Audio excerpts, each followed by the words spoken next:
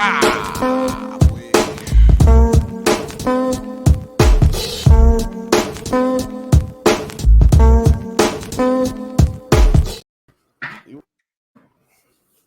want a terrible take. The Jordan Love led Packers are going to beat the Cowboys this week. There's your terrible ass take. Now, when that comes true, I don't want you to get on this bitch. I want you to wear the same do-rag.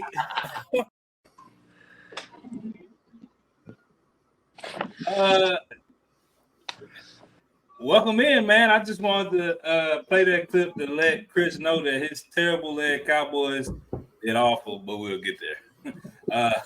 God awful. So even though he's a genius, he fucked that pickup for sure.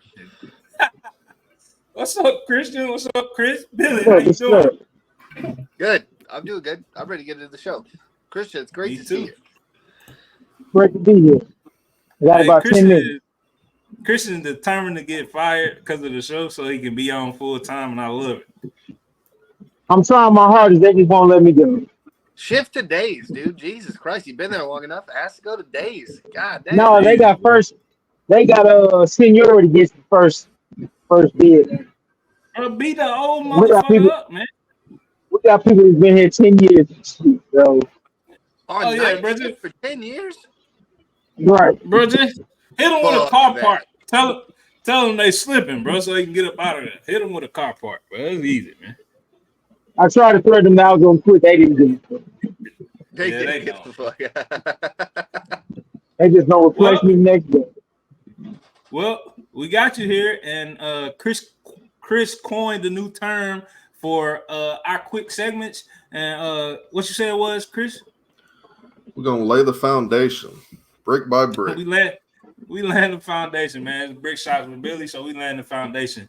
Real quick, man, we're gonna get into it while it's hot and fresh. This has been flooding the internet all day, and I like it, and we're gonna talk about it.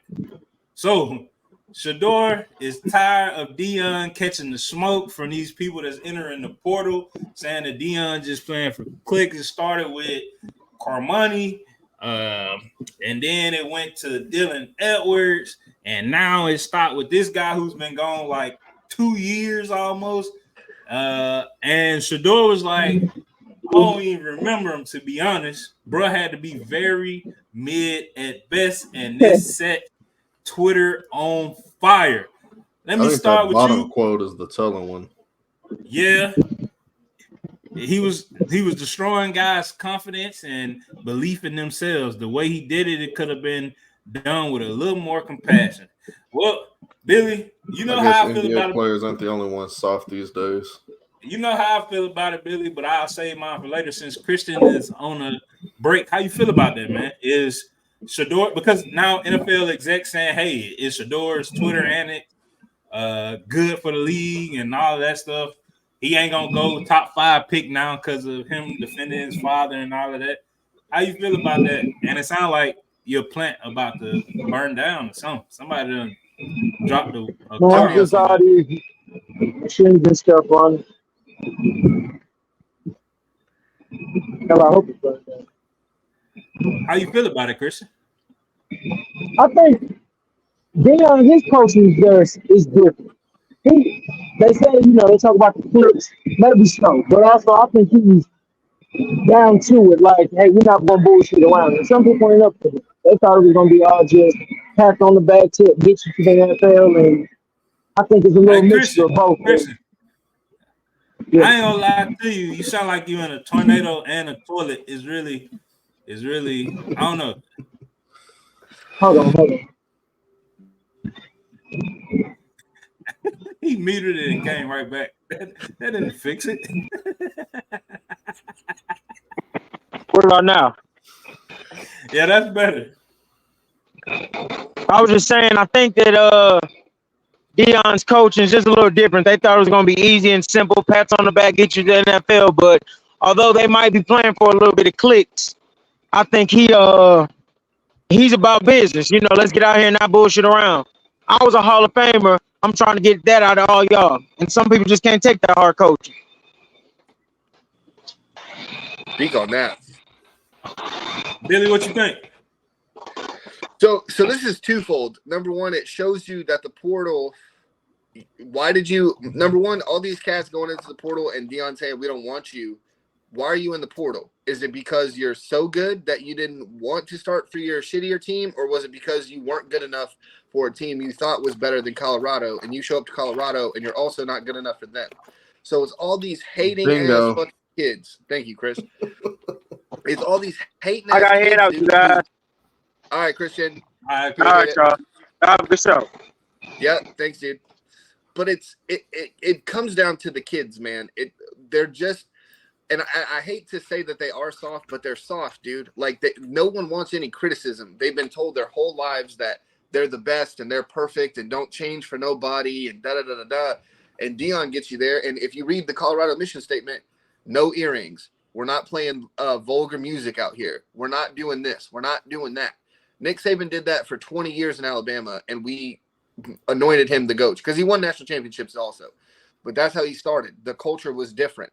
And I think you see Shedeur's Twitter and you see Shedeur and even, let's say fucking Well Off Media, right? You see all this stuff. Shouts out to Well Off Media again. But you see all this stuff and you think it's one way, but it's not. It's a very disciplined program. It's a disciplined coach. It's a disciplined culture. And these kids don't want that. They think it's like Christian said, it's an easy path. We think it's easy path to get to the NFL, and it's not. Dylan Edwards, who Deion called like a son, entered the transfer portal because he could not take the coaching. I'm sorry, he couldn't take it because he was not good enough for the program. And I think that's what we end up with. What you got? Am I tripping on any of that? I know me and Chris agreed a little bit, but Chris, am I tripping on any of the stuff I said?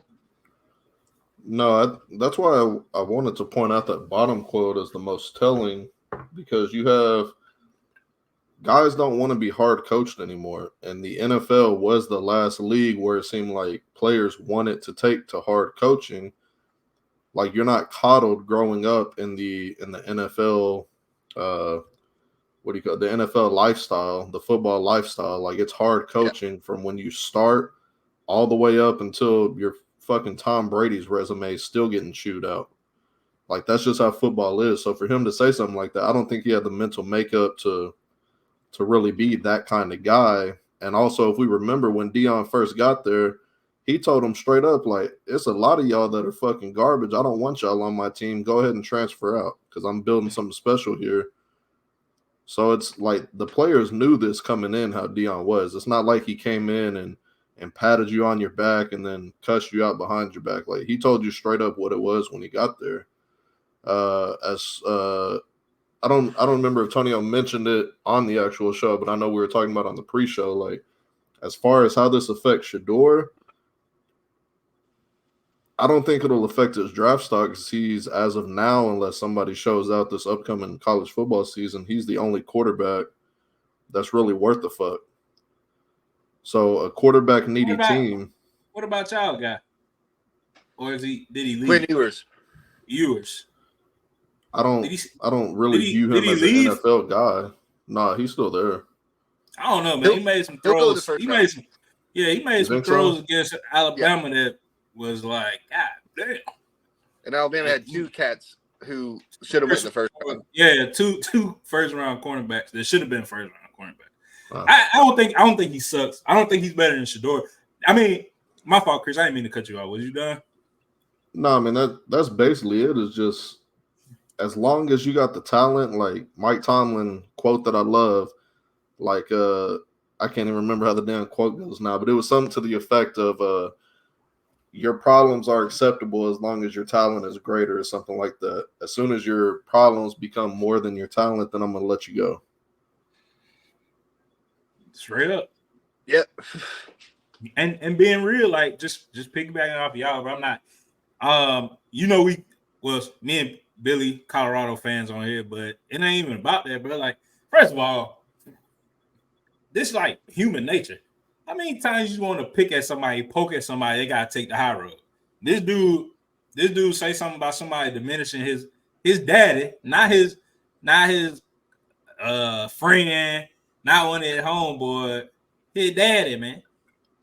Hey, bro, y'all talk about Mike Moe and y'all not me or nobody in my family, I'm gonna say something to you too. I might put my hands on you. Ain't nobody finna just talk about my daddy, man. And I just gotta take it. I'm taking the high road, but now y'all diminishing his character. This year in the portal, y'all diminishing his character. Dylan Edwards, great back, but you said it in the show. Yeah, I don't want to run up the middle. I don't want to run between the tackles. Well, how do you expect to be a starting running back and you only want to run to the outside? That ain't how football go, Billy. It's you gonna have to get that jersey dirty. Yeah, you fast as hell, but let me see what these trenches looking like. We got an offensive line this year. They gonna make you some space. Show me what you can do. Oh, you can't do it? It's probably best for you to enter the portal. And it's not like he's just telling him. It's not like Deion just telling these people, yeah, get the fuck out of here, man.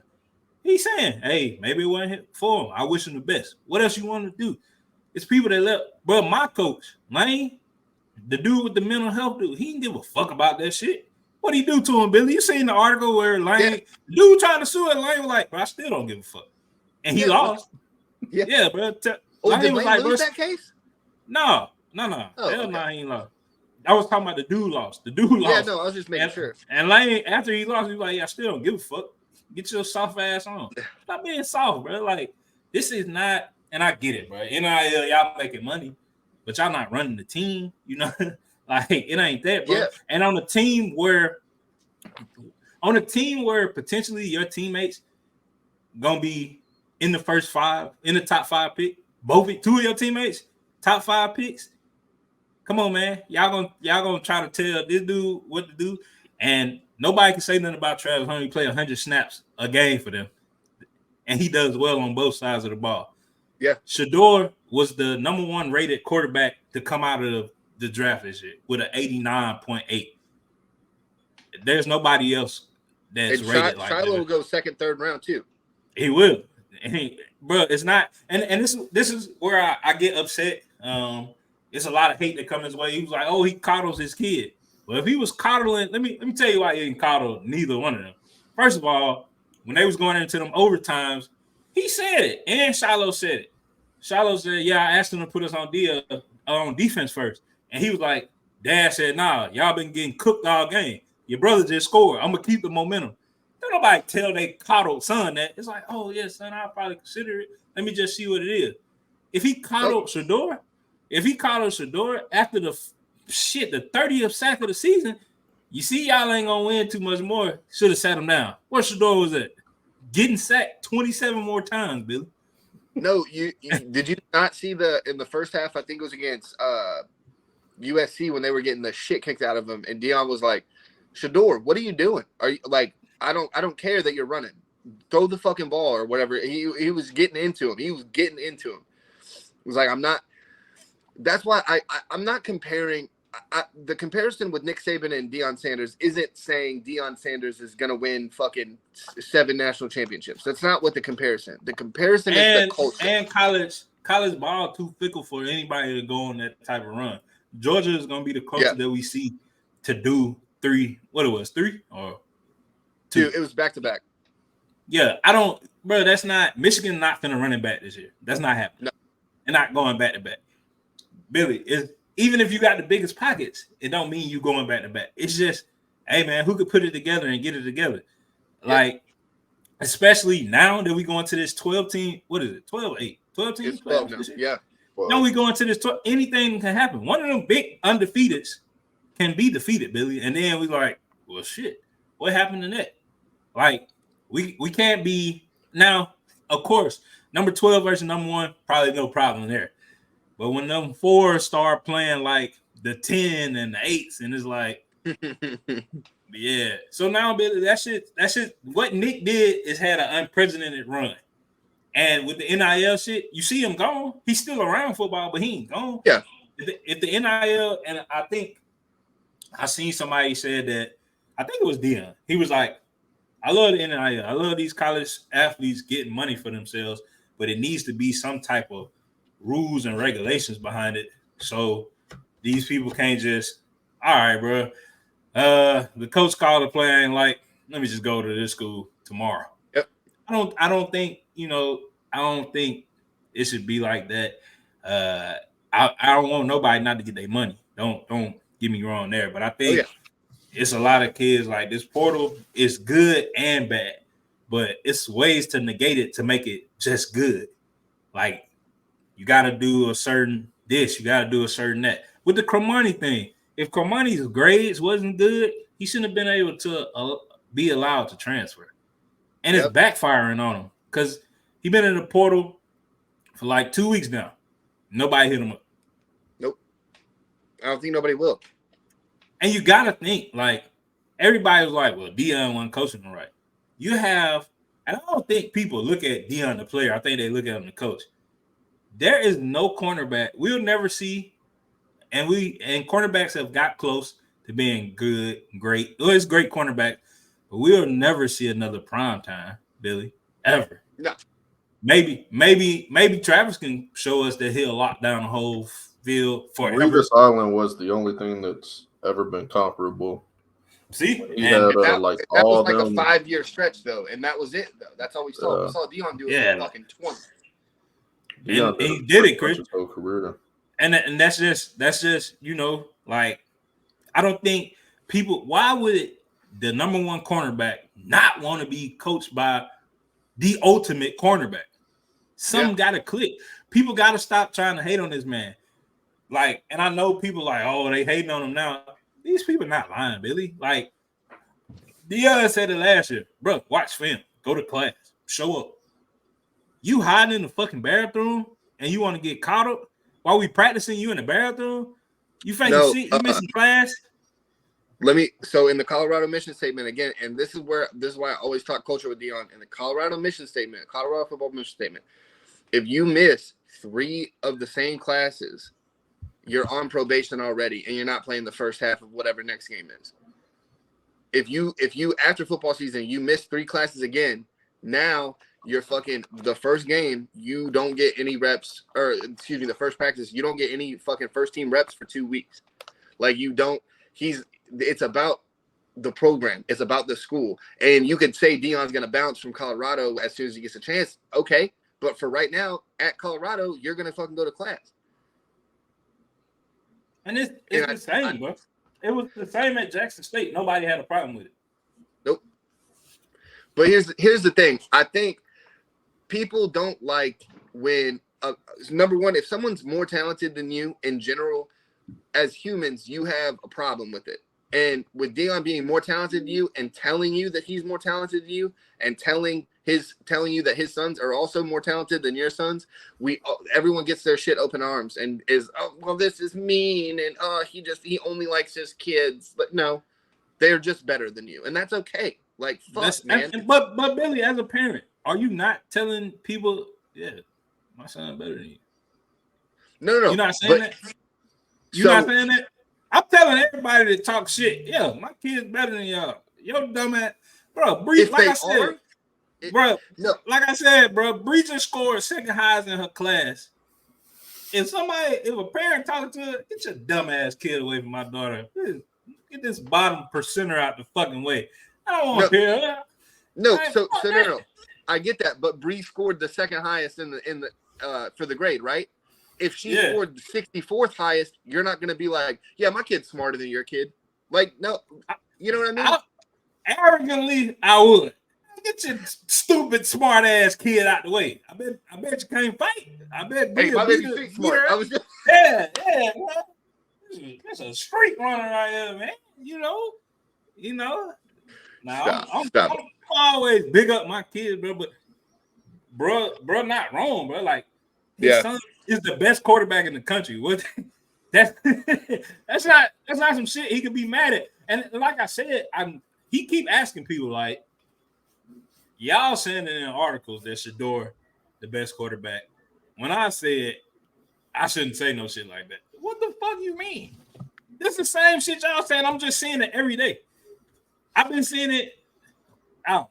So have you seen some of these comments on Twitter where it's like, and I'm looking at them and I'm trying to see if they're bot accounts and they're not. And it's older white guys and some white females, even some black females. I haven't seen a lot of black men say it, but I just wish Deion would hold these kids to standards and not curse so much and do all this. And it's like, what? Are you like what the fuck are you talking about? That's how I know. That's how I know is like people not really watching. His son put the shit out there every day, and of course there's lost files, bro. But Bucky posts pretty much everything. Even when the dude disrespected Oregon like that, he posted him and the dude apologized in the very next video. Bucky apologized at the beginning, so they pretty much posting everything. The only thing they don't post is their schemes when their offense and defensive clip play. But every morning, Deion say the same shit. Every morning he get on to them about doing dumb shit. Bro, I know the bathrooms in the locker room went clean, and the cleaning staff had said something, and Deion made them boy go clean up and run. What are we, bro? Hey, did you never have to clean up the bathrooms? Hell yeah. Oh, okay. Hell yeah. Boston just finished out Miami, by the way. 30-point victory. Yeah, they beat the shit out of them. Jesus Christ. 34 to be exact. That was the foundation. We just laid the foundation, Billy. And like I said, man, we're gonna do it a little different today. So, Billy, since you not on the ones and twos I am, I'm gonna let you do this today. Take me here. Oh, gentlemen, report to the baseline. To the baseline. Hell yeah. No, you take me here, Billy. We in here. You said, we're in the baseline. No, yes, but see, that's the intro, though. I usually say, all right, Tonio, here we're going, and then I do the video. Well, I just did the reverse. It was an Uno reverse card. Oh, you want me to start off with that? Okay. I do. Oh, shit. Okay. So this NBA playoffs has started off pretty exciting. I remember we talked about on the show who gives a shit about the first round.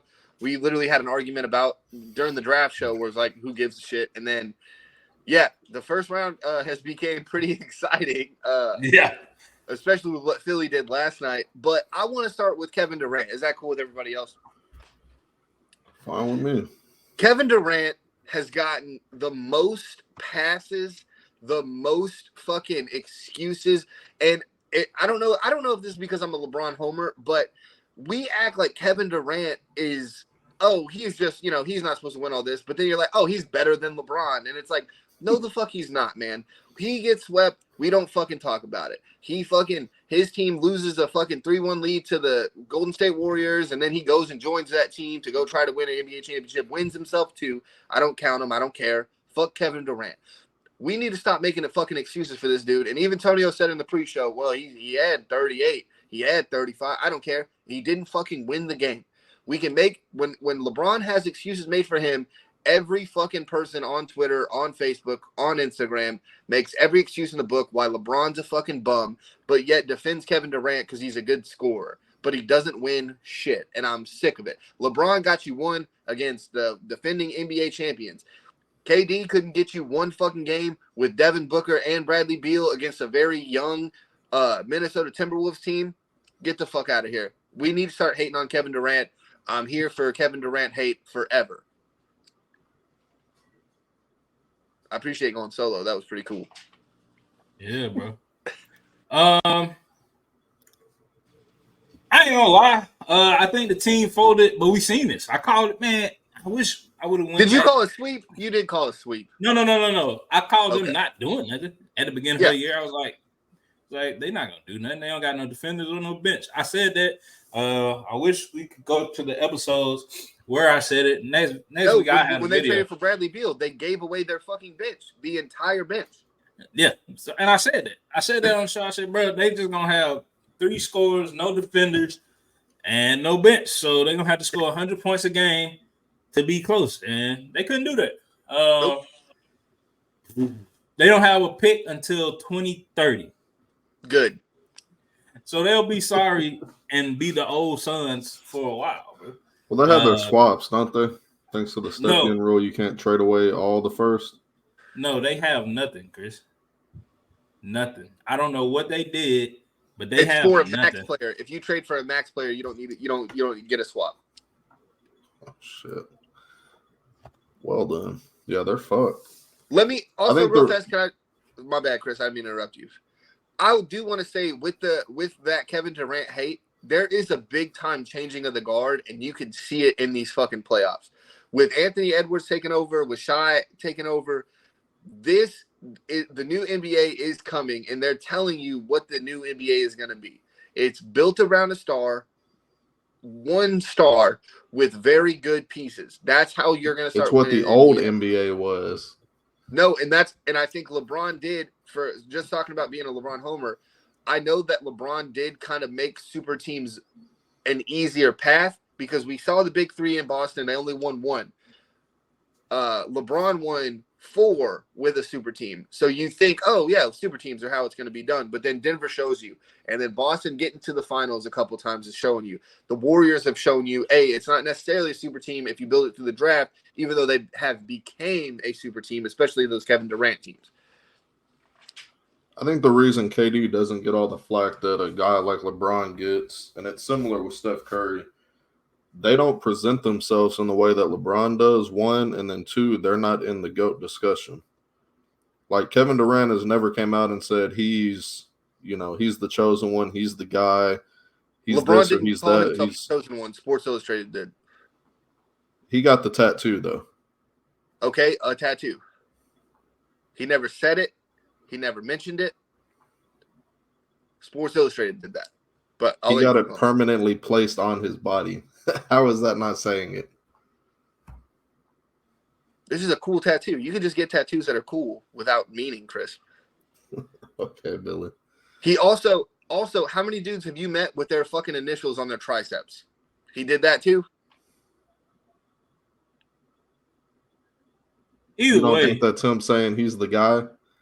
Yeah. Anyway, KD's always presented himself as like, I'm just a basketball player. I just want to play basketball.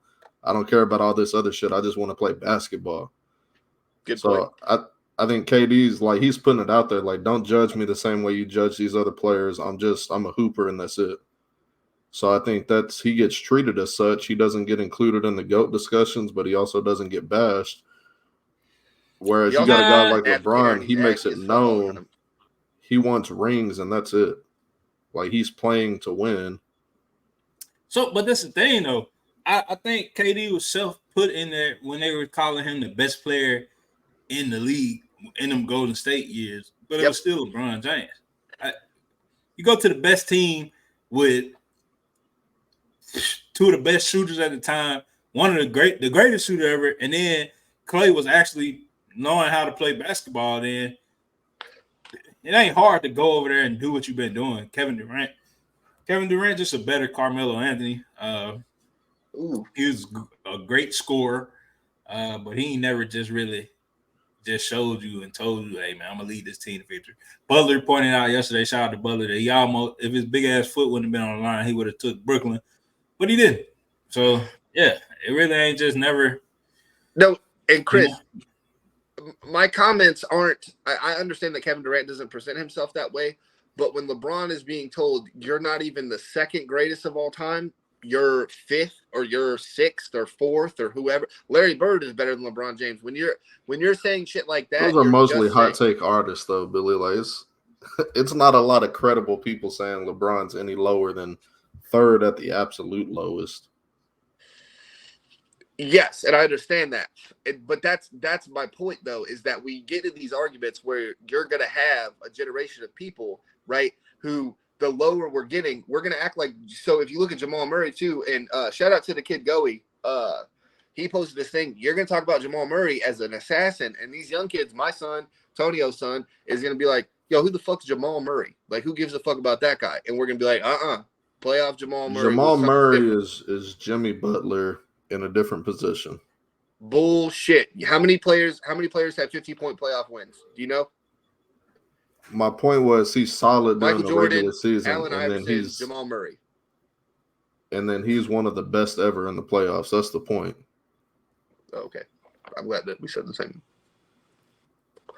That's why I said he's a Jimmy Butler, but at a different position. Like everybody knows he's a fine player, but it's like playoff Rondo, playoff Jimmy. Yeah. Okay. Playoff that's Jamal. Fair. Like that's what it is.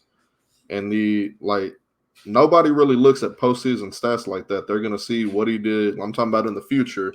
Yeah. The players that are the fans that aren't here watching it now live, they're not going to see all these, game-winning shots or damn near game-winning shots that he's putting up. They're going to see his regular season stat lines and be like, who the fuck was this guy? He's just a player. And then it's going to be us 20, 30 years from now to be like, nah, sit back and listen, young fella. Let me tell you something. And to Chris's point, Jamal ain't even have a good series. He just hit 2 daggers, goddammit. That's what's so disappointing as we transition to the Lakers losing. He didn't even have a good series. He just boom, one over AD, then the other one over. You know, it's kind of a lot of people, include myself, like, bro, why the fuck is Taurean Prince on the court? But Taurean Prince led the bench in scores, but he also tried to push Rui to help Austin on the shot. Rui a little bit taller, might have just altered the shot a little bit. Rui was just like, huh? And then after he shot, just went over there.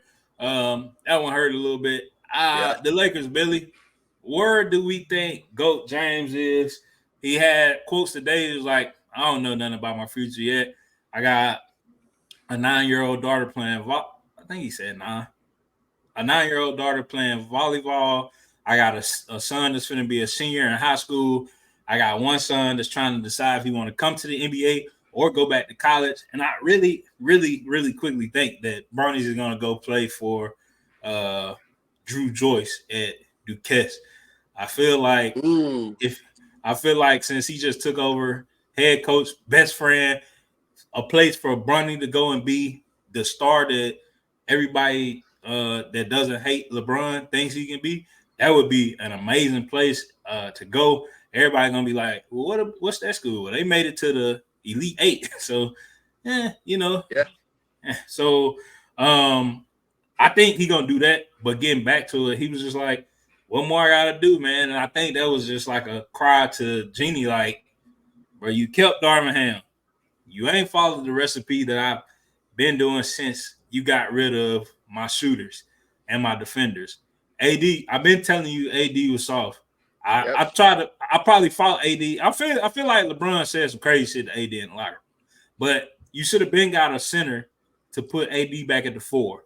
So he's too fragile. Darvin Ham does not know how to coach. I don't care what people say. There's Billy. Listen, hear me out. I'm not attacking his character, but it's you got timeouts. You got to use them, Billy. When the lead, even in that last game, Billy, they were up 68-55. He called a timeout when Denver was on a 15-point run to 74, and they were up 74-71. Then he called. You don't do that, Billy. That's even amateur coaches like, and scored 4 to 6 straight. Yep. Hey, what the fuck y'all doing? Let me take a time out. And when I understand the critique you got for Darvin, and it's absolutely warranted. I'm not trying to defend him here. Yeah. But what coach are you going to get that's going to overcome the deficit in talent that you have compared to a Denver? I don't think any coach is going to make up that difference. The Lakers still lose instead of 5 and might just be in 6. The right way, though, Chris. That's what I'm getting at. This is the standpoint that I'm looking at, Chris. And it's been like that the last 2 years. The Laker roster is not good, but Denver has not beat the fuck out of them in none of these playoff games, Chris. None of them. They have not beat the shit out of them. When they got swept, a lot of them games was by 2 to 4 points as well. Yep. This year, both of them 2 of the dagger games by 1 point, Chris.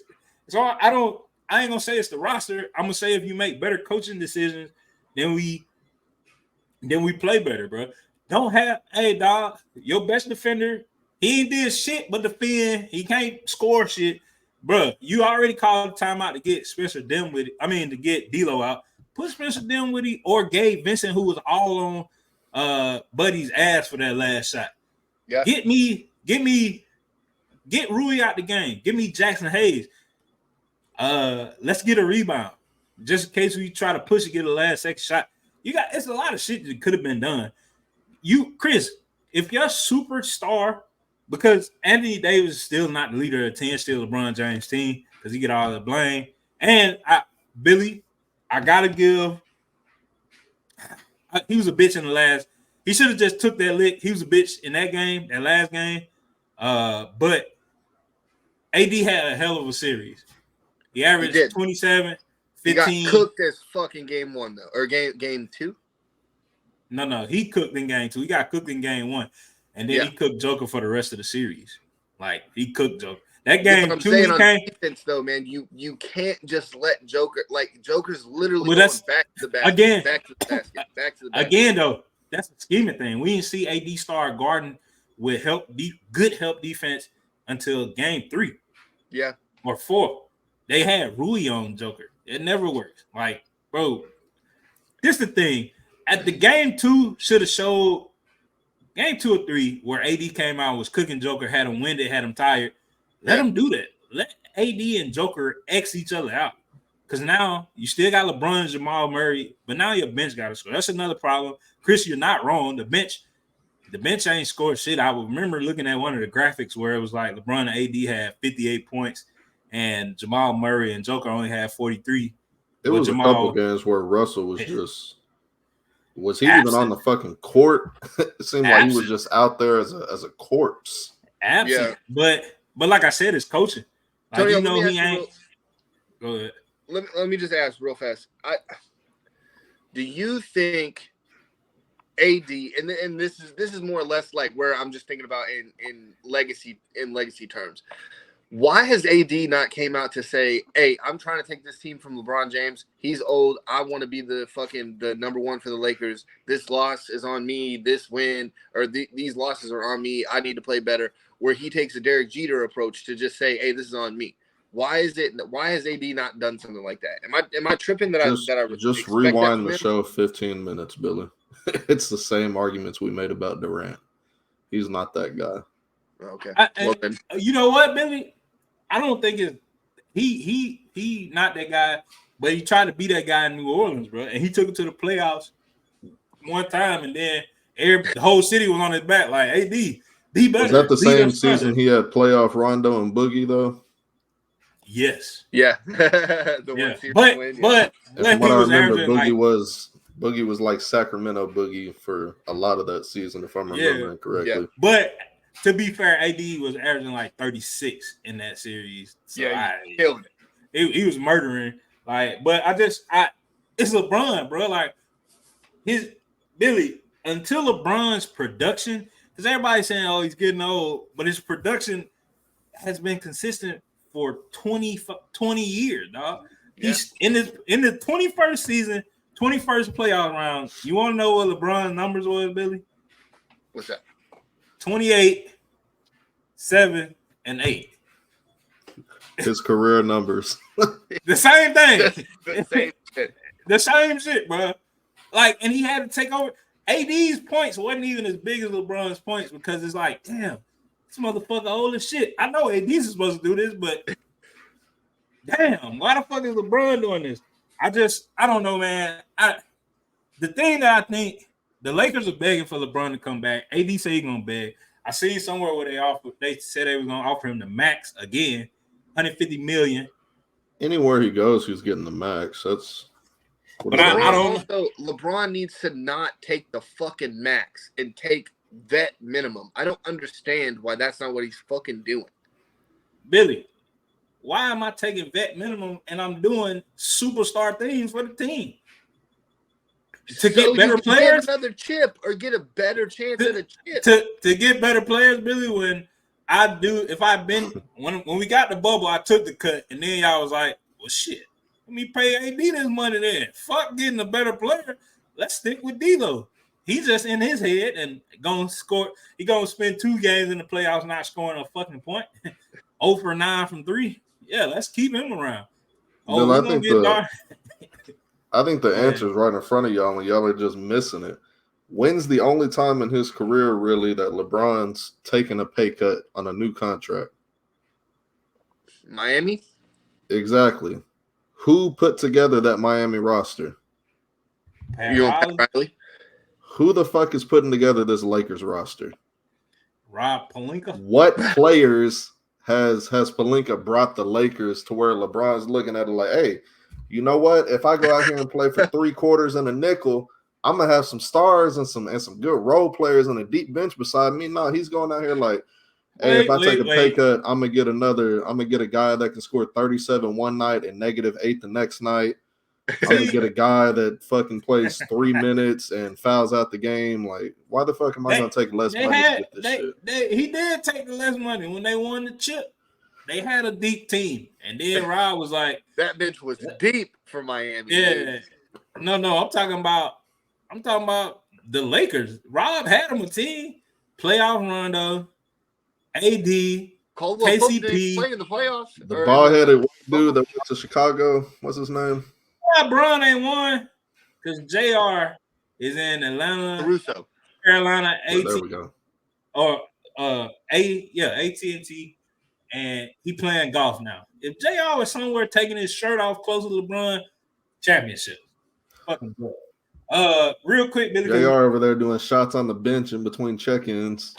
Man, JR clean now, man. Hey, JR clean and everything. He golfing now. He can't even do that. I don't believe that. I promise He is you, man. golfing. I know he's golfing. I remember hearing that on the pod a while back. And his GPA high as fuck. Yeah. He probably high as fuck. Why his GPA high as fuck? But you know, Hey, study high, take the test high. Get high and Gary, Yeah. you know. But real quick, so we can get into our draft review. The Timberwolves. Okay, the Timberwolves and Nuggets matchup should be primetime must-see basketball. Cannot That's wait gonna to be a see fun that fucking Saturday. series. Cannot wait to see that Saturday. I got $20 on the Timberwolves with a lot of people because I want to see the Nuggets demise. Shouldn't be the Lakers. Also, shout out to OKC being the youngest team to win the playoffs ever. Kind of wish we would have lost that game to the Pelicans, but then probably would have lost the play-in game to Sacramento. So it's damned if you do, damned if you don't. Yeah. Shout out to LeBron. Boston, I don't know. They might not get Stomped beat. Miami, it seemed like every game except the one where they hit like 24 threes for their record. Yeah, so Just they took that destroyed off. them. No other team in the East is having it that easy. But the Knicks, when they win, they're going to be dangerous. Jalen Brunson is just playing. I think he heard what was her name? Said that New York didn't have a guy, and he was like, okay, I'll show you a guy. 40, 45, 43. I'm gonna just drop it. Didn't he put up like 47 or 57 or some shit in a game where his team scored less than 100? I saw that stat line too. Fucking ridiculous. Yeah. That's the.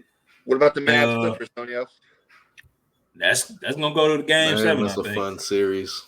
Oh, it's a fun fucking series. I think that's gonna be our first game 7. I think it's been good, man, and it's sad to say it, but happy to say that when everybody was like the king of LA was Kawhi, the lie detector test proved that. Dude, the Clippers look better without Kawhi. I was disappointed to see he was out for game 5. I was hoping he'd come back and just drag down their fucking offense again. Exactly. Seems like the ball moves a lot more freely when it's just PG and James out there. It does. Even Russ having an okay season. He getting in Luka head. Yeah. He might punch Luka if they lose. I want to see that too. Who else, Billy? Did we miss anybody? Indiana's gonna take care of the Bucks, I think. Yeah, I'm not worried about that. Who else? We'll crush the coach. We'll crush Doc Rivers on the next episode. Yeah. Any other series that I missed? I think a fun topic for next episode too is who's the next. I don't know if face is the right word because no one person's big enough to take over for Brian as the face of the league. But who's the next guy or couple guys up?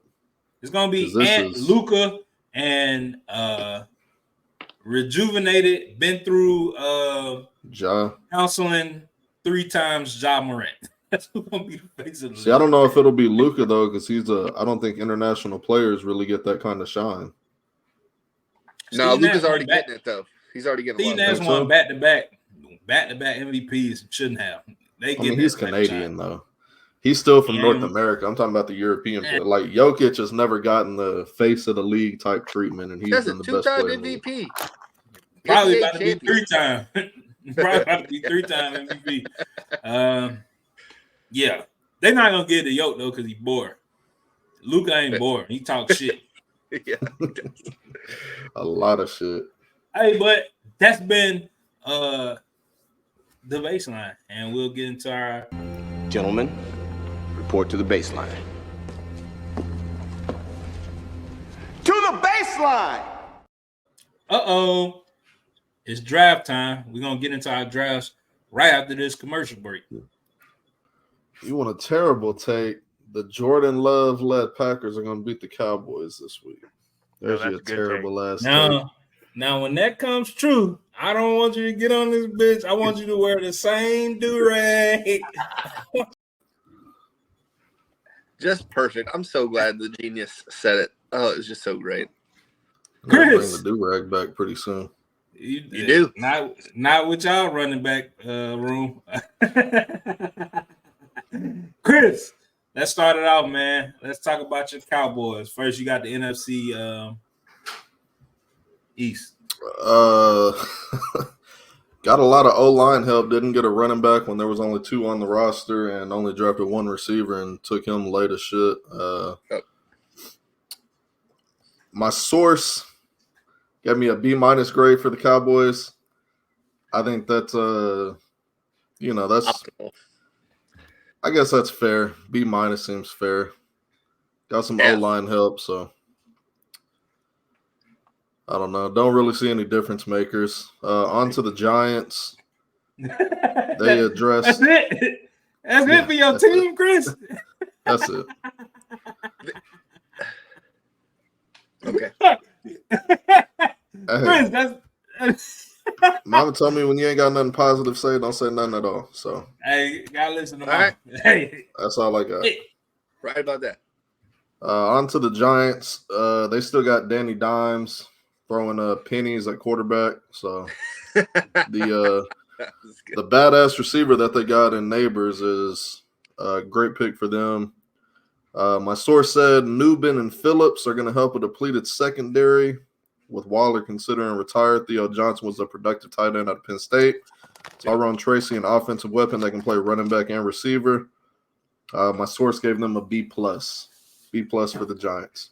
Okay. They still didn't address what I consider to be a need at their quarterback, so they got a limited ceiling, but they did get better in spots that they needed to get better in. They just didn't get better in the most important spot.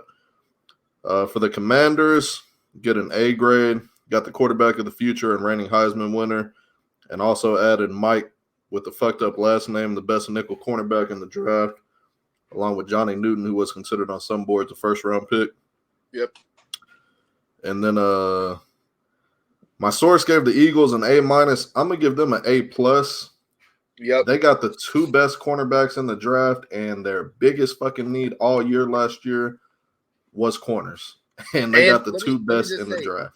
They made a lot of trades, and they didn't trade back, or they didn't trade up to go get the 2 best corners in the draft. That was just bonkers to me. I think they took a receiver at some point too, which I don't know why they took a receiver when they just extended. They got 1 the and 2 best value of Johnny Coleman. They got him in the 7th fucking round. He was sitting there, and the Eagles were like, "This is stupid to not take this guy." I They thought got the Cowboys Smith were as get, well. I thought we could have got him.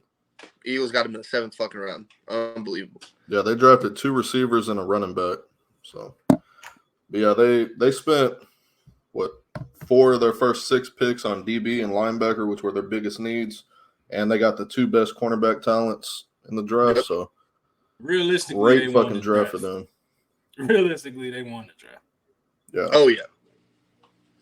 But another team won the draft. I'll tell y'all when we get there. Oh, I like that everybody has their own team who won the draft. Go ahead, Chris. Keep going. I think that you was did all it. That's 14. yeah. It's on you. It's on you That's now, the baby. NFC East. So I had the NFC West, and I'm going to start off with who won the draft, which was the Arizona Cardinals. They still got Kyler Murray throwing the fucking ball, so you could say Loss. that. Oh, okay, sure. You could say they didn't win the draft, but basing the winning the draft on actual just the draft, not who they still have. The Cardinals get Marvin Harrison Jr. We all had him going forth on our mocks. They get Darian Robinson again, another great defensive line from the SEC. He's gonna wreak havoc. Max Melton, who was one of the top corners, obviously not the top corner. They took him in the third. Then they also got Trey Benson, who I thought the Cowboys were going to go fucking get with their second pick, but they did not do that because they're idiots. I think this Cardinal team is setting up to try to at least do something in that NFC West, and I like what they did there. The Rams, the only reason they're number 2 is because I think the Cardinals, again, won the draft after the Eagles. Jared Verse and Brian Fisk, both from Florida State, both played on that line. Then they go get Blake Corum to help with Kyron Williams from Notre Dame. I just think that was a hell of a pickup. That offensive line is not bad. They still have Matthew Stafford. They still have Cooper Kupp. I think that's going to be a good team this year. I think we're waiting on that. The Seahawks, who took a step back, the draft wasn't great. But not awful. Getting Byron Murphy at 16, who I had them getting him at 16. And then getting Christian Haynes in the 3rd round, that guard from UConn, was another good pick with Charles Cross from Mississippi State last year that they got.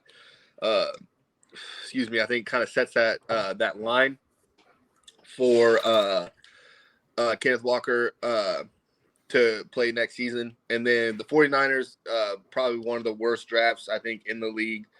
But I mean, they went to the fucking Super Bowl, so who am I to say they had the worst draft? But looking at it, they had the worst draft.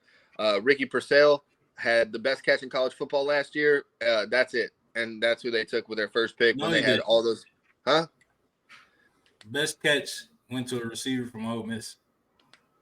Georgia my bad, Tonio. Okay, so if you're not a homer, he had the best catch in college football last year. No, bro. Who's next? I know you know. No. Who's next? Like, it's a guy that when somebody does something in sports, his voice goes from talking calm to being loud. You know, it's like he on IG, it's like who's next moments. I'll send it to you. No worries. I'll send it to you. I'm big on the broadcast boys. I sent them a big I love you email today, actually. But yeah, the 49ers, they got a corner. They could have took a tackle at any point, and they waited to the 6th round. I just don't understand. That's just me not understanding because, again, I'm sitting here with y'all. I'm not evaluating NFL talent. Go ahead, Tonio, you're next. All right, so I had the NFC South because I'm from the South, and Billy is calculated like that. So I'm going to start with the Falcons. They got a C- to me, grade-wise. And it's weird. Because I'm not mad at the Michael Penix trade or the Michael Penix draft. I'm not mad at it. But why did you trade up to get it? Yeah, that's crazy. And you just spent $150 million on. They didn't trade up.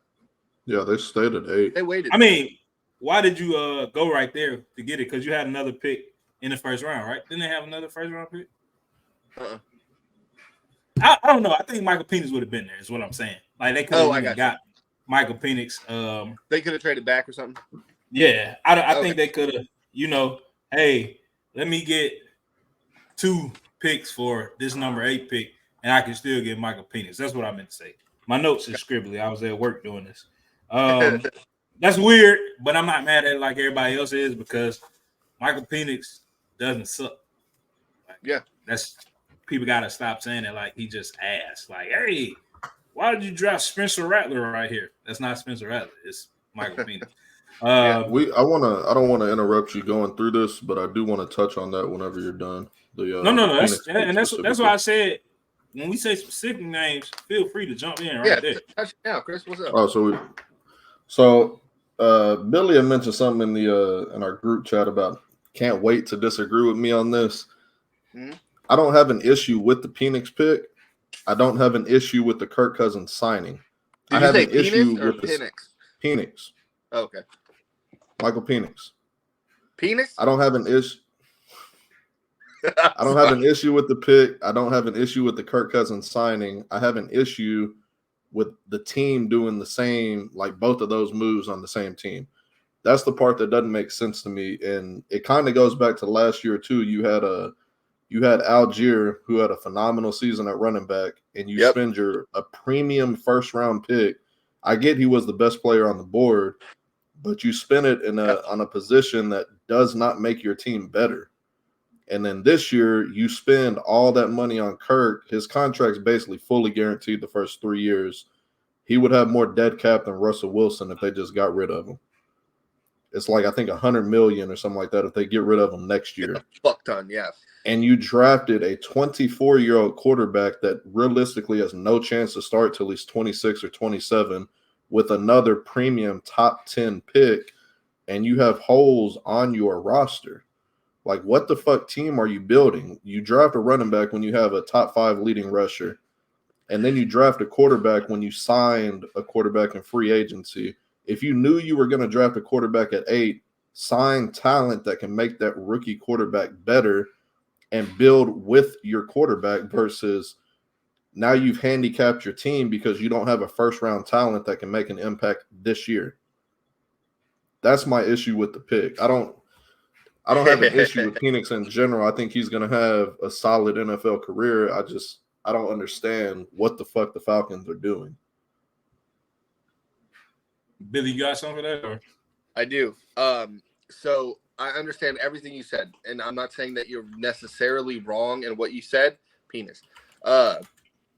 But at the same time, I just we're acting like Kirk Cousins is gonna come out balling and just be an amazing quarterback, where you're sitting with a defensive head coach who I think, yes, obviously they could have took a defensive guy at number 8. Sure, they had holes on the roster, like you said.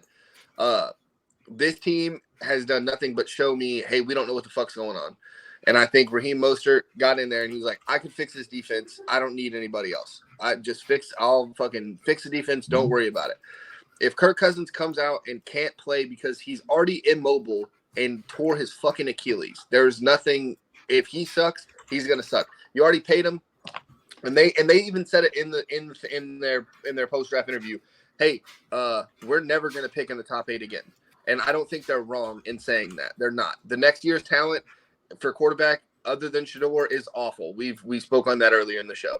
The Falcons aren't going to get another quarterback that's as good as Penix. And I think you eat that money and hope that Penix is good. And I don't think it's necessarily a bad plan, because if Kirk Cousins gets hurt, you can ride Penix, get to the fucking playoffs, and now you have Michael Penix, who's also had some injury history. If Kirk can rest up, and now you can be like, all right, hey, Penix, if you get hurt, now Kirk comes in, and we still have a very formidable offense with a Raheem Mostert defense that isn't going to just suck. When do you see Penix playing, though? Because the way that I'm looking at it is he's This not year. touching the field for 3 years, like in a starting role. This is the thing, though, Chris. We acting like Kirk ain't just come off a season-ending injury. It ain't like he on the front side of his career. Kirk been in the league 12 years, man. Not winning shit, too. He ain't been winning shit. He won one playoff game. Everybody was acting like, and I like Kurt Cobain, but we can't act like he just like out here willing and dealing every year. Because he not. But let me get through this, because Billy always chooses my time to talk for 17 minutes of shit.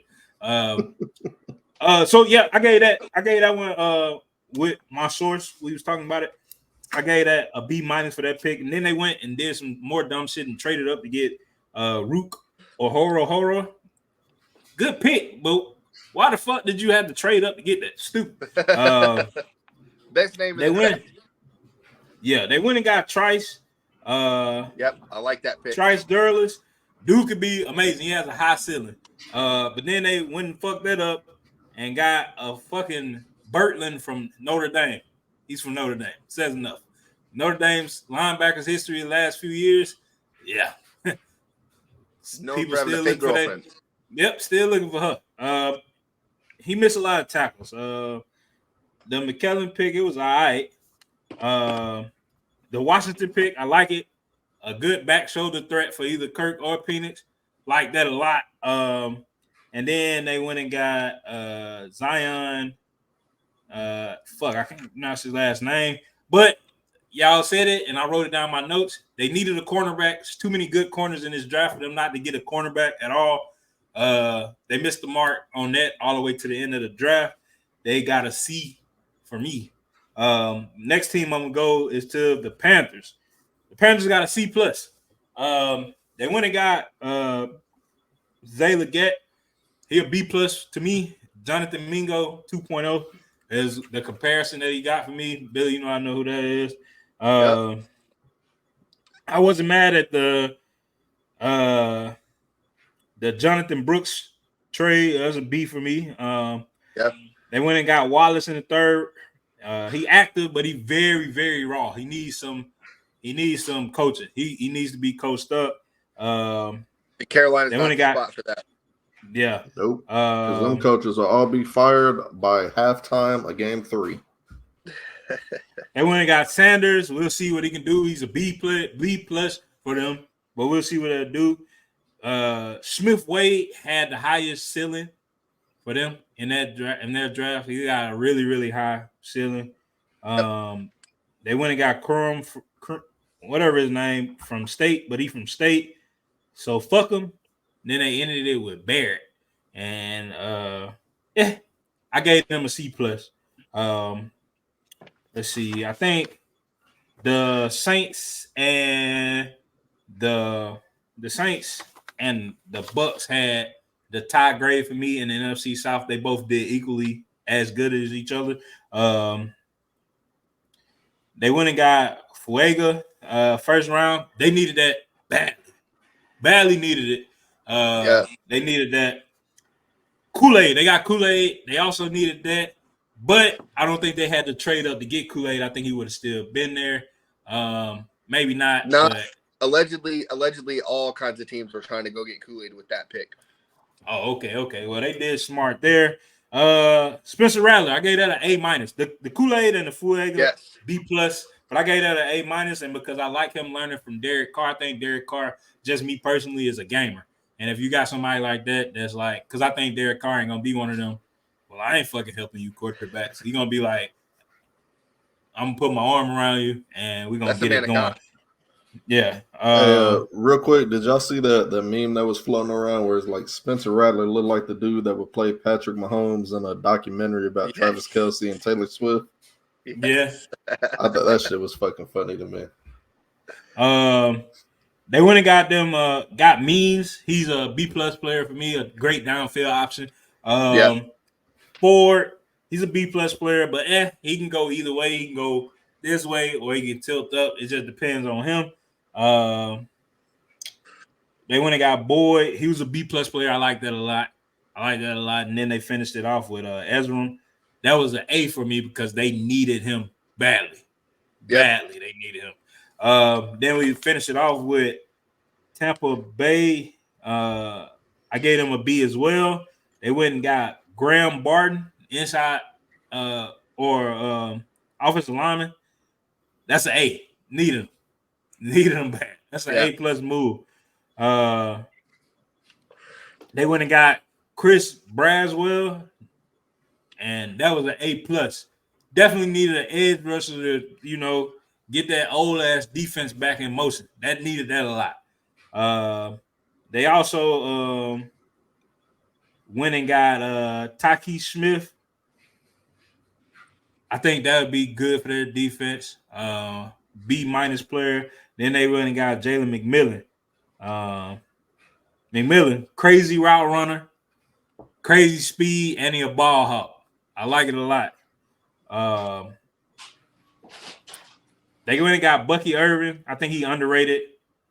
I forgot to say that Taki is like a veteran safety, so that would be something to watch. See how he transitioned. They got Elijah Klein. He a player, and then they got a tight end in Devin Cope, and I like that for them as well. I like the tight end pick also. Chris, you want to run down on absent Matt's conference? Yeah, we'll start out with Matt's team first. We got the Detroit Lions. They spent their first round pick on Alabama DB Terrion Arnold from Detroit. They got Ennis Rakestraw Jr. from Missouri with their second round pick. Looks like a fourth round pick. I guess they ain't had a third. If I'm reading this right, they had 2 fourths. They took a BC offensive tackle Giovanni Manu and Utah running back Sione, however the fuck, Vaki. In 189, I think that's round 6. They took LSU defensive tackle Makai Wingo, and then with their last pick, they took Boston College interior O lineman Christian Mahogany. They spent their first 2 picks on DBs, similar to the Eagles' biggest need. Excuse me. And Matt loved that Mizzou corner too. Do you have anything, Tony, or you want me to move on to Green Bay? I kind of like I said, man. I never tell Matt this to his face, but I like when teams get in there and address what the fuck they need, and that's what they needed. Like they needed it, like, and it's just like the GM and the owner almost listening to their coach saying, "Hey, I want this. That's what we need to go get," and they was just like, "Okay, we'll go get that for you." That's what they did. I'm not mad. Like Billy said, they went and got. They went and got Terrion Arnold. He from Detroit. They got Ennis Rakestraw. It's like they knew what they needed, man. They got Giovanni Manu. They gave up a lot of future capital, but you know, he went and got what he needed on the big board. So they won too. The Lions won too. They're a winner of the draft as well. So we can move on from there. On to the Packers. First round pick, Arizona tackle Jordan Morgan. A&M linebacker Edgerrin Cooper in the second. Another second round pick. They took Georgia DB Javon Bulliard. Number 88 overall. USC running back Marshawn Lloyd. See if he'll be a beast mode with that first name or not. Number 91, couple picks later, Mizzou linebacker Tyron Hopper. 111, Oregon DB Evan Williams. 163, Duke center Jacob Monk. 169, Oregon State DB Katan Oladapo. 202, Georgia State offensive tackle Travis Glover. At 245, they took Tulane quarterback Michael Pratt. And with their final pick at 255, Penn State DB Kalen King. What team we on? Packers. Shitload of draft picks for the youngest team. Yep. I don't know if they were the young. They were pretty. If they weren't the youngest team, they were pretty close. Offense, yeah. The youngest offense, yeah. Packers killed this draft. Needed a tackle, got a tackle. Needed a safety, 3 linemen. Needed a running back, got a running back. 3 DBs, like they did what they were supposed to do. And they already got rid of Aaron Rodgers, and that's a win for a couple seasons at least. Yeah, I mean, the Packers always draft well, so we'll see how it turns out. But I don't. Far be it from me to critique the Packers. Shut up, Chris. I'm sure they will. Who next, Chris? We're going to go ahead and go to the Vikings next because I want to say the Bears for last because that'll probably be another one where we get some discussion in on. Vikings spent their first pick in the first round, Antonio's favorite player in college last year on J.J. McCarthy. Yeah. They then went at number 17 and got edge Dallas Turner. Boop, boop, boop, boop, boop. 108 DB Kyrie Jackson from Oregon. 177 offensive tackle Walter Rouse from sorry-ass Oklahoma. I got the JJ 203 on a kicker. Correct, too, in the mock. They spent number 203 on a kicker with Will Reichard. Number 230 on a center, Michael jerking it with Juergens. Nice. Number 232, A&M Commerce DT, Levi Drake Rodriguez. I don't know why he got 3 names. I don't see no hyphens or dashes or nothing. Damn, it's just his name. I love what the Vikings did getting Dallas Turner at 17. I think if he's sitting there, you're like, all right, hey, we're gonna go get this guy. This is silly that he's fucking on the board. JJ McCarthy pick, you could look at it and be like, I don't know. But I think these offensive head coaches, they have that thing in their mind where they're like, hey, I'm gonna go get a quarterback and I'll win with whoever the fuck it is. Let's point out also, Bo Nix was the only other fringe first-round quarterback talent on the board. So it's not like they had an option of all the other quarterbacks. If you're Minnesota and you got to take JJ or Bo Nix, are you taking Bo Nix? Fuck no. Okay, all right. Fuck no. I'll be a JJ supporter over fucking sorry ass. Been in the league 14 years, played in the SEC and lost every year. Bo Nix. Fuck Bo Nix, man. He beat Alabama. I don't give a shit. And then Alabama still went on. He beat Alabama. And then Alabama still went on to win the national. What was that back in '93? Yeah, man. When Paul Bear Bryant was the coach, he beat Alabama. So yeah, Bo Nix is coming into the league as a 10-year vet rookie. Yeah, that shit dog. Crazy. Older than Matt's other favorite quarterback, Stetson Bennett. Hey, so fucking. Who next, Chris? We'll finish off with the Bears, who I think with their first 2 picks alone, they just fucking knocked it out of the park. Hard to fuck up these picks, but Caleb Williams, number 1 overall, he's already got a picture out on the internet where his nails is painted saying like feed bears or some shit. Feed bears, some shit. God damn. Washington receiver, Rome Adunze. Yale offensive tackle. That guy. Great pick. Iowa punter, Torrey Taylor, and Kansas defensive end, Austin Booker. Austin Booker, another great pick. And I know the Iowa punter, that was also an awesome pick. It was a gamble. That pick was a gamble, but Torrey Taylor is the best punter in the league in college football last year. So. By a lot. If you take away the talent of Caleb Williams and Rome Odunze, I think the fact that their first 3 picks were all offensive players, I think that alone is a win for the Bears because to me it signals a changing in the belief system of what Chicago football needs to be.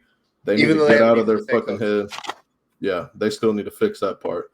They need to get it out of their head that it's all about the 85 Bears and get with where the league is today. And I think fuck is that GM's name? Ryan Poles.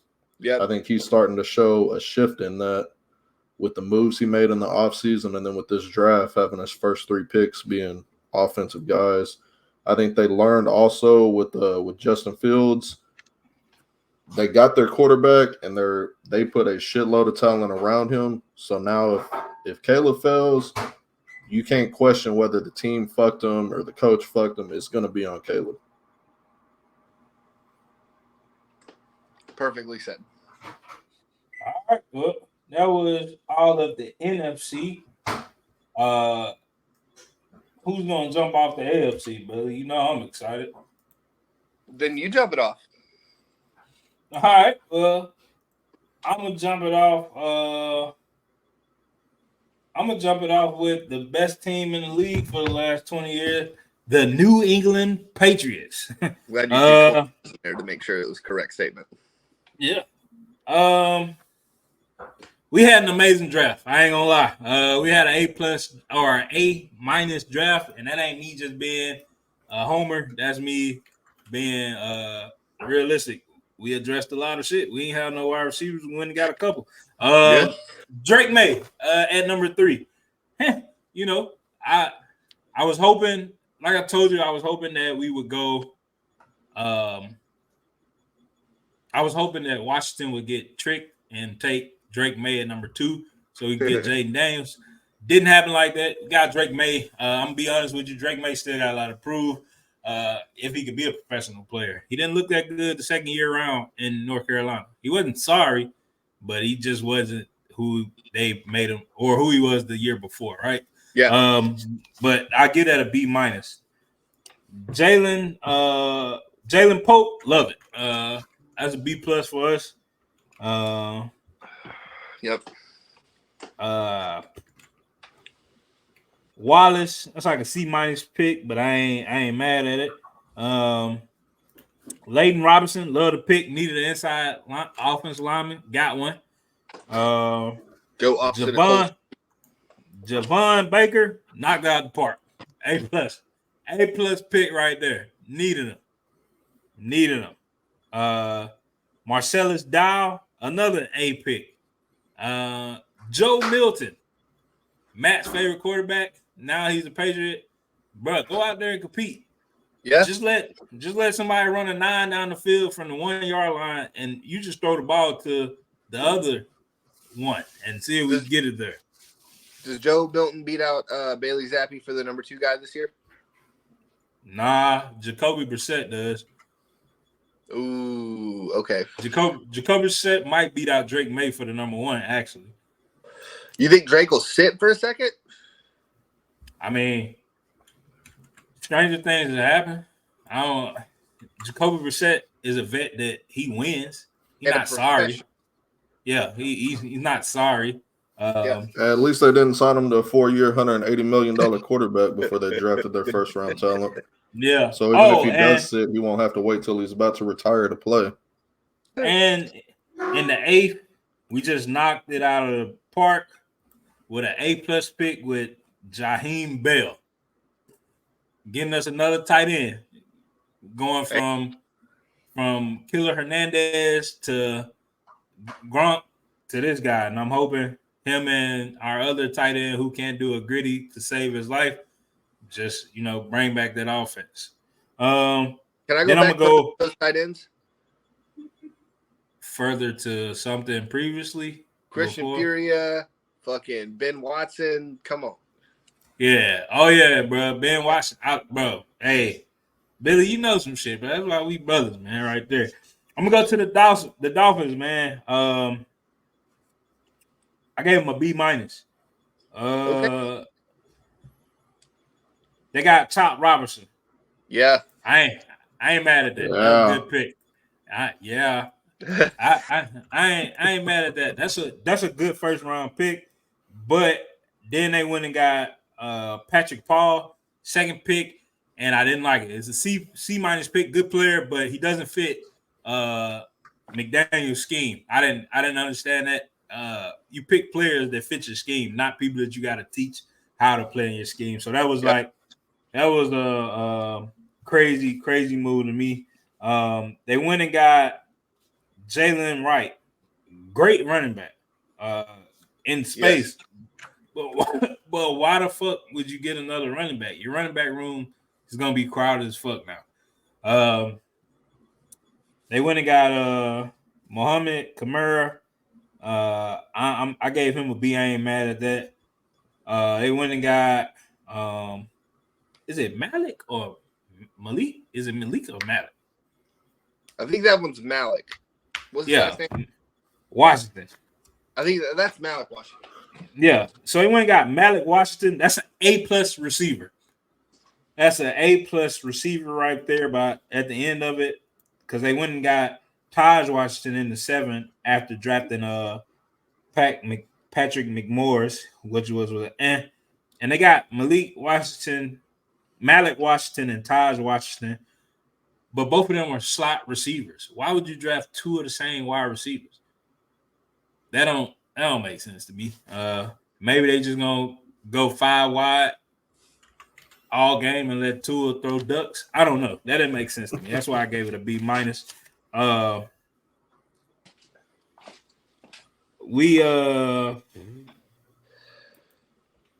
We on the Jets. I gave the Jets a B-. First 2 picks. They got Olo Fashawn and Malik Corley. Amazing picks to me. Thank you. Amazing picks to me. They went and got running back in what's his name? Braylon Allen? Whatever. I can't read Mark. The running back is Braylon Allen. Yeah. Yeah, Braylon Allen. Braylon Allen is the best blocking running back in the draft class.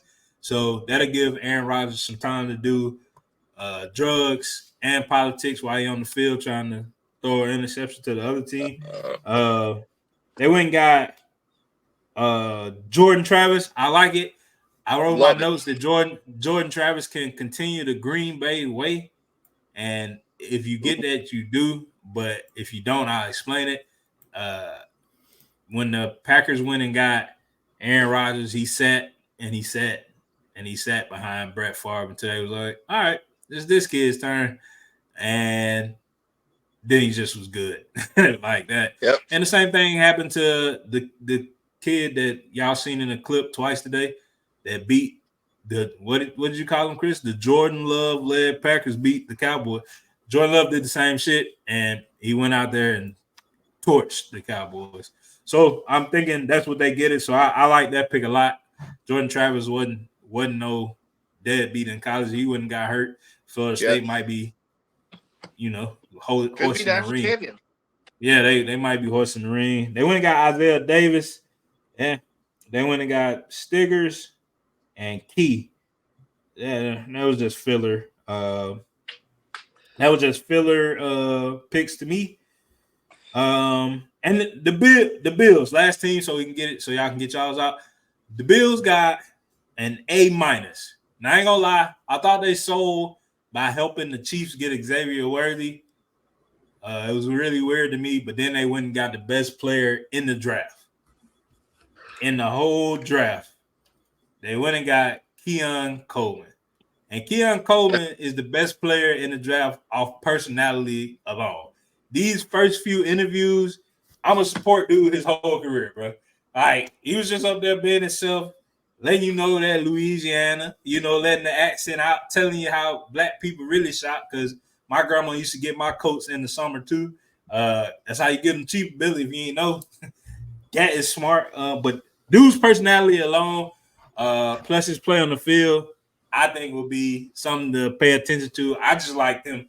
So I said the Bills won the draft with that because, bruh, like, everybody loves a sparkly personality.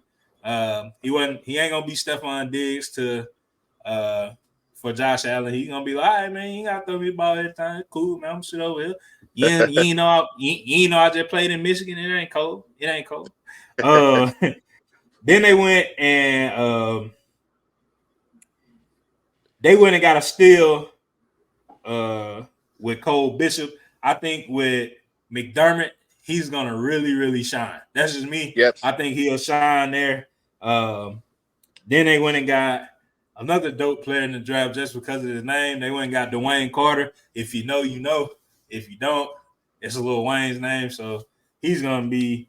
He was needed though. Dwayne Carter was actually needed to help Ed Oliver a lot because they didn't have nobody outside of Ed Oliver. Now he's there. I don't like the Ray Davis move. That's just me. Don't make sense to me. It could work out. I gave Josh Allen. I like it. Yeah, I mean, they got another great name person, Cedric Van Pran Granger. Crazy name, but that was like a that was a him and Edifon Olafashino or Olafashino. Yep. Bless me, whatever his name is. Chris was being rude and say bless me. They both have very, very high floors. So I would like to see what they do for them. Then they got Tylen Gramble, offensive tackle, needed it.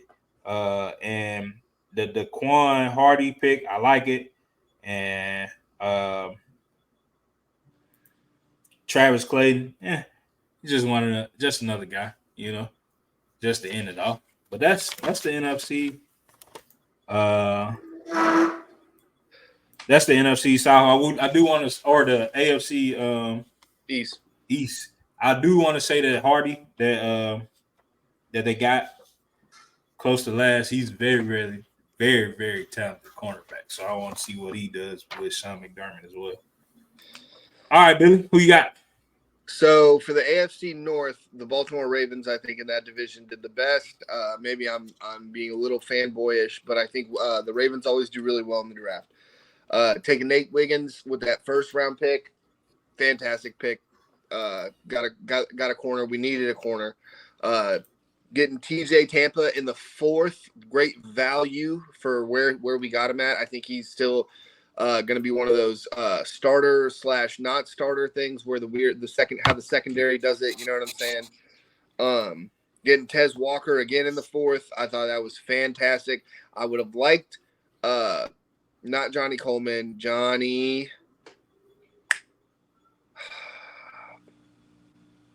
Shit, Florida State's. Sorry, John. Florida State's really tall receiver. I would have liked that on the opposite side of. Sorry, John.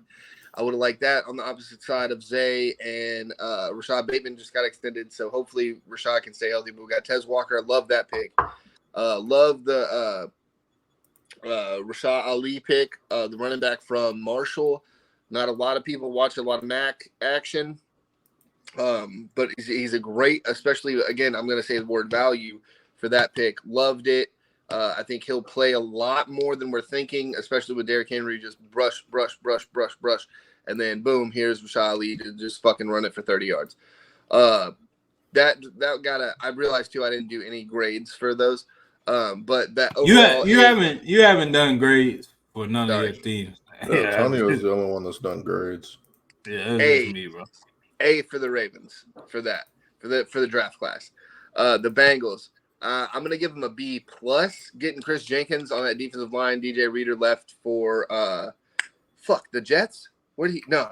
Didn't the Panthers used to have a guy, Chris Jenkins, who was pretty fucking good? Yeah, this is his son from Michigan. Oh, is it really? Yeah, it is. God damn. Yeah.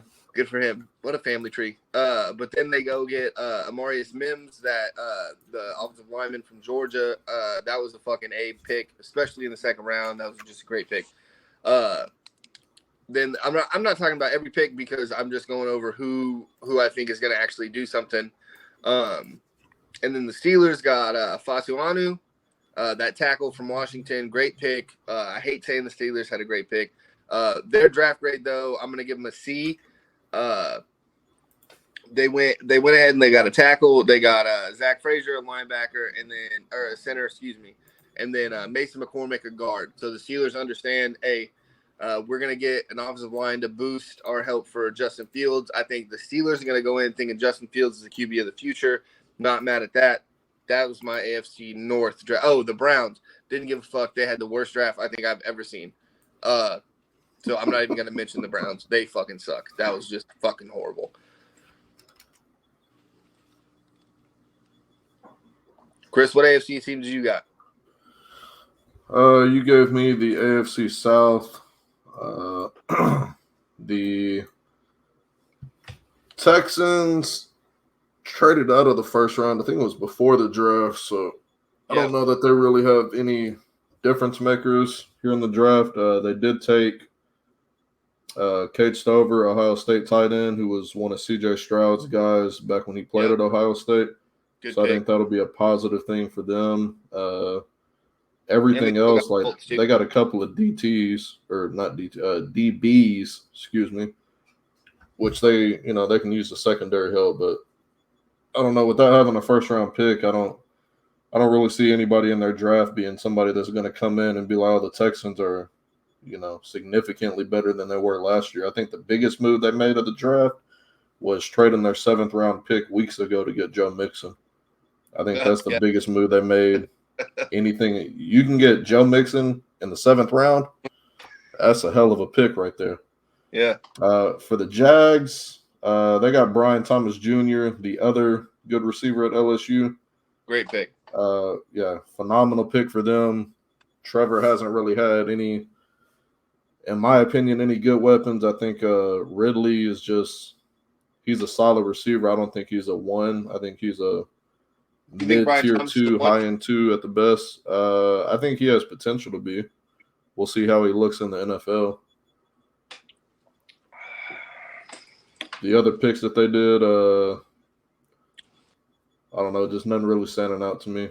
They did get a couple of – they got a defensive tackle and a DB with their next 2 picks.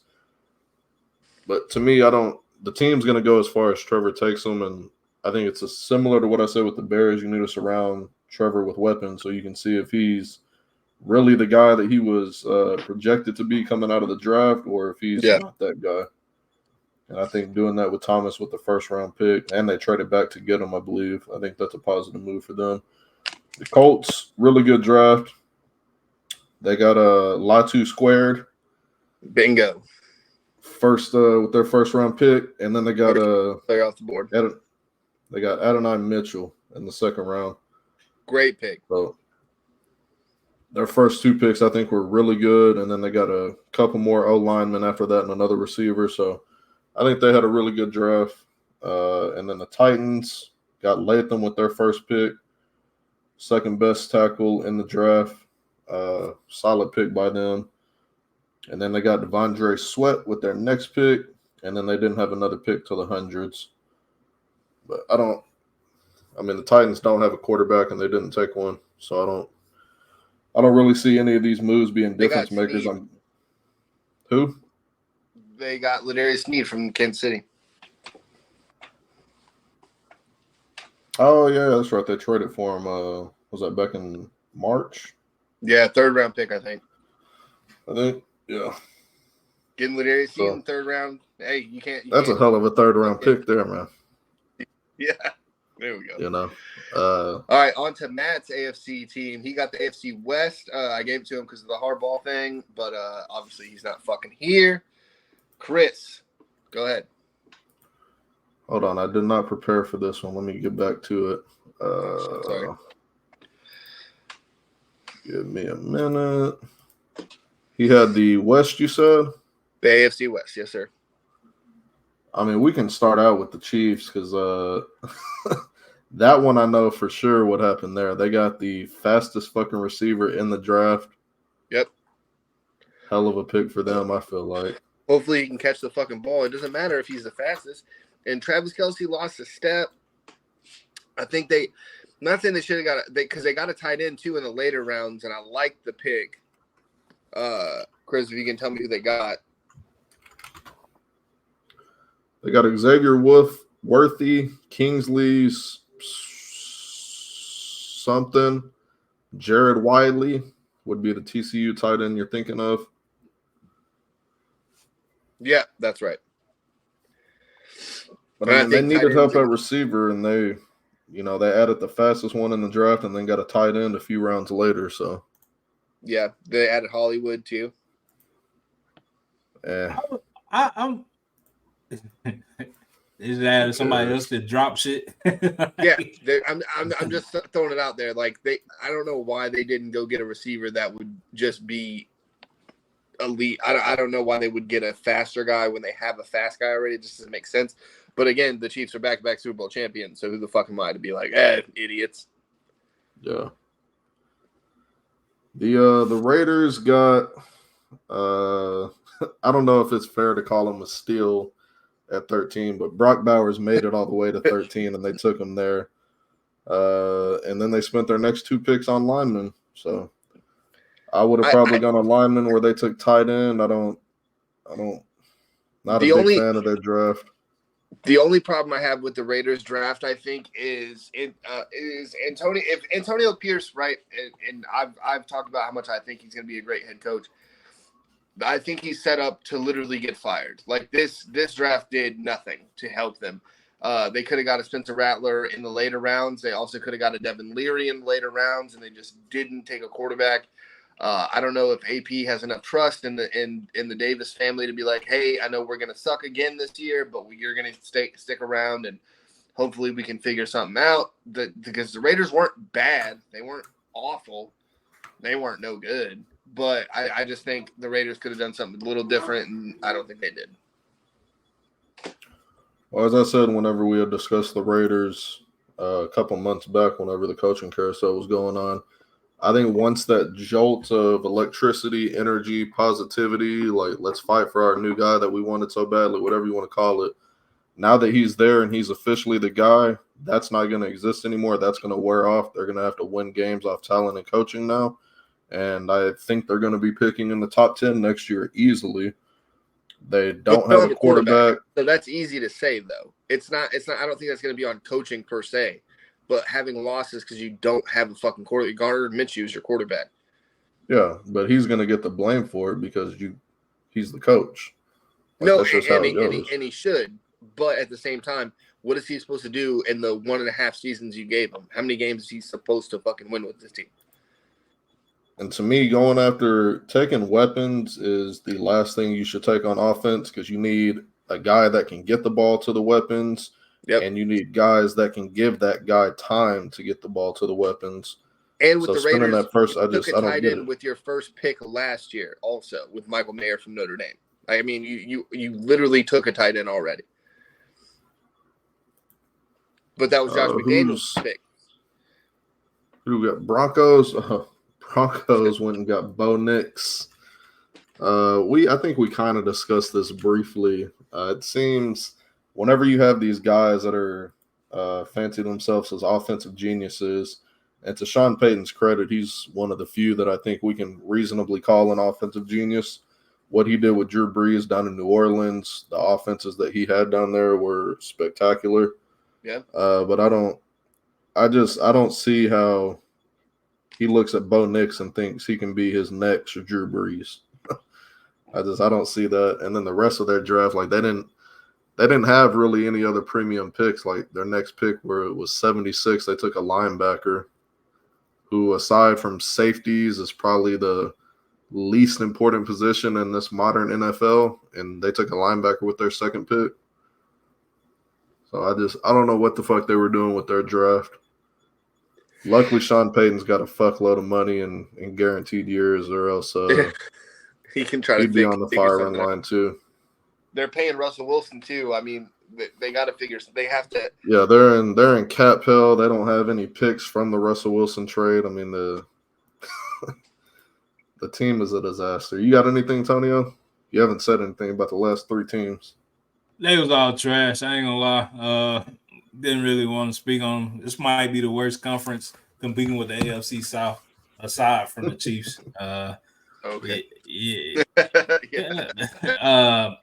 I think Peyton don't got it no more. He looked terrible last year and in this draft. I don't know what the fuck he was doing. Antonio Pierce, I'm confused. I get it. They're gonna play great defense, and it's gonna take them a while to build up. I get it, but yeah, trash. And who was before that? Chargers. Chiefs. No, Chargers are last. Oh. Well, the next team I'm going to go. No, yeah, I don't got nothing to say about the Chiefs. I don't think. I just think, like Billy said, their reign coming close to the end. I know we've been saying that, but Travis Kelce is about to be all celebrity, no football player. So, yeah, he's missing. I think that's a good point. I don't know if he's missing a step like Billy said. I just think he's transitioning to be more media mogul than NFL champion.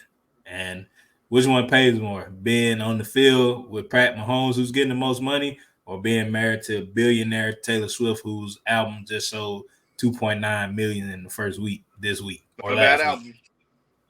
I would never listen to that, but hey, I believe you. Thanks.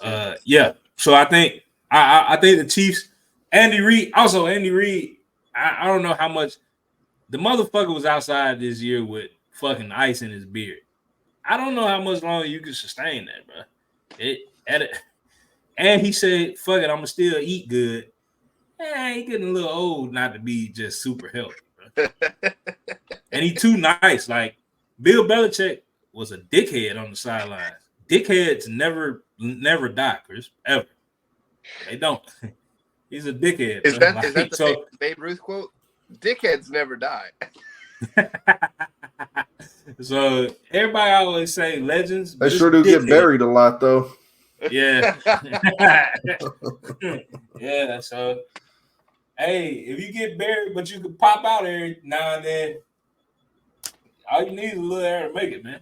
But yeah, go to the Chargers. That's all I had to. The last team we got for the Chargers, I think Harbaugh's first draft was an absolute fucking home run. We know how Harbaugh likes to build teams. He likes to build from the inside out on both sides of the ball. He likes toughness. He spent his first overall pick on the best tackle in the draft.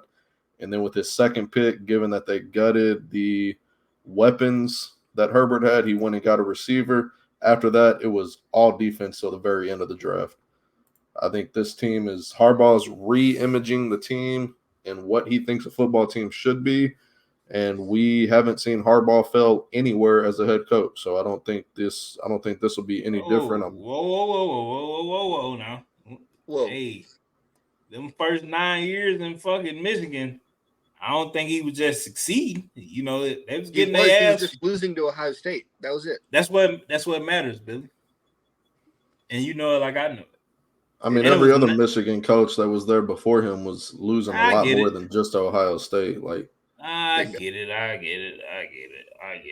That Joe you did give JJ some praise earlier, actually. So yes, all right, I'll take it. The Joe Alt mixture with them already having Rashawn Slater on that left side, putting Joe Alt on that right side, they'll be solid. Herbert shouldn't get touched for the next 10 years. No. And they got Zion. Fuck. It's not Williamson, obviously. Zion, something from Boston College. He's a great guard, too. He gave up 0 sacks last year, also. Fuck, what's that fucker's name? Zion. Damn it. He's from Boston College. I know he's a guard. Zion Johnson. Yes, 0 sacks last year gave up. I like the Lad McConkey pick. I think. Yes. I think with Keenan Allen gone, Herbert will still be sorry and not get the ball to this guy. But we'll put him in the top 5 again next year, I guess. Quarterbacks. Can't wait for that episode. He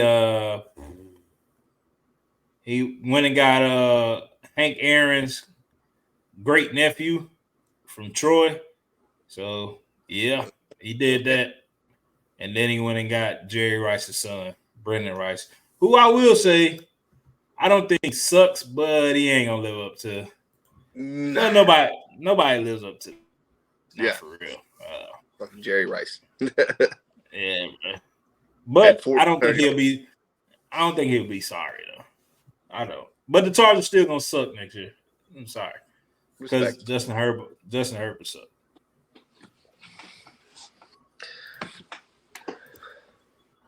All right, so you've been in the whole show. Oh yeah, I have. I forgot that you were on the phone. Hey man, so that's been our draft recap. We forgot to put in the chat to see how many people got the shit right. Chris was off to a 5-0 start and then just dwindled downhill from there. So Chris got 18%. It was like 17.77%. I got 16.75%. Well, so 16%, and then Tonio, you got 12%, but you took a lot more risks. He did trades and shit. Yeah. What happened to Matt? I didn't do Matt's. I didn't care about him. Oh yeah. Yeah, man. Like I said, if some of them trades, I think I would have just made it so much more fun of a draft. And surprisingly, this is what shocked me. And just doing, like the last few things before we close up the draft. What shocked me is all of those offensive players going and defensive players going so late. I didn't think that Kool-Aid was going to be a second-round pick. I really didn't.